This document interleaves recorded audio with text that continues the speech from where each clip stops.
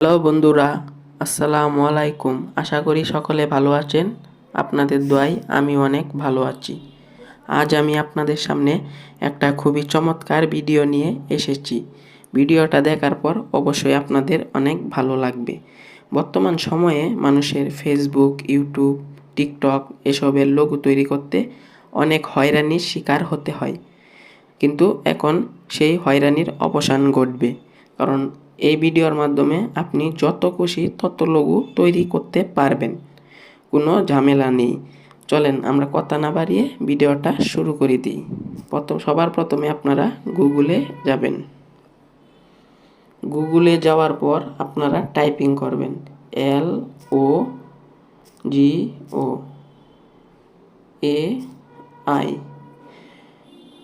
দশমিক দিবেন বা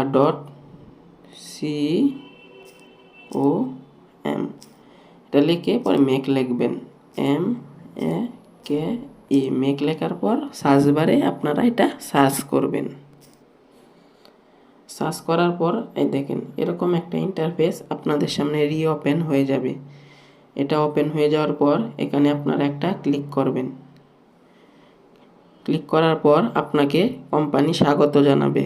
স্বাগত জানানোর পর আপনাকে এমনিতেই আপনাকে নাম দেওয়ার জন্য নিয়ে যাবে, কোনো কিছু করতে হবে না। এখানে আপনারা আপনাদের নামটা দিবেন, মানে যে লোগোটা লিখবেন, মানে যে লোগোর নামটা, ধরুন আপনার ফেসবুক পেজ, টিকটক পেজ, আপনার নাম, মানে যে জিনিস দিয়ে আপনারা লোগোটা তৈরি করবেন সেই অরিজিনাল নামটা এই উপরে লিখে দিবেন। আমি লিখে দিচ্ছি FZ জাহিদ শপিং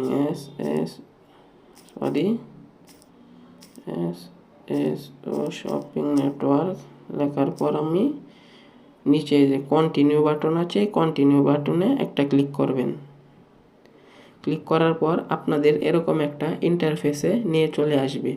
এখানে অনেকগুলো অপশন আছে, আপনি এখান থেকে যে কোনো একটা অপশন সিলেক্ট করে নিতে পারেন, যেমন ট্রাভেল, স্পোর্টস, তারপর টেকনোলজি, মেডিকেল, ডেন্টাল, ইভেন্টস, তারপর ট্রাভেলস, এসব অপশন আপনারা সিলেক্ট করে নিতে পারবেন, মানে যেটার ভিত্তিতে লোগোটা তৈরি করবেন।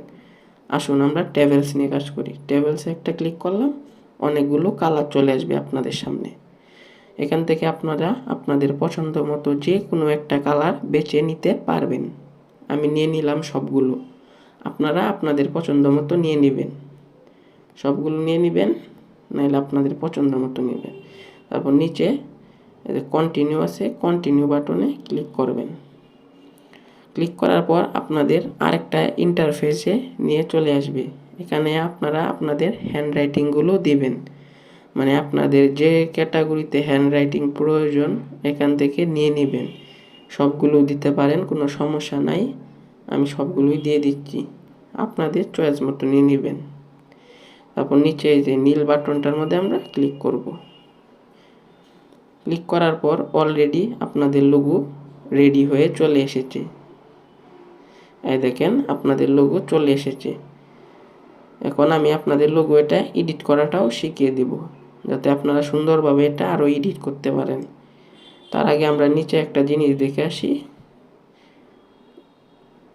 জিনিসটা হলো এই যে দেখেন সি মোর লোগোস, তার মানে এখানে আপনাদের লোগোগুলো শেষ হয়ে যায়নি, নিচে আরও অনেক লোগো আছে। এখানে আপনারা একটা ক্লিক করবেন।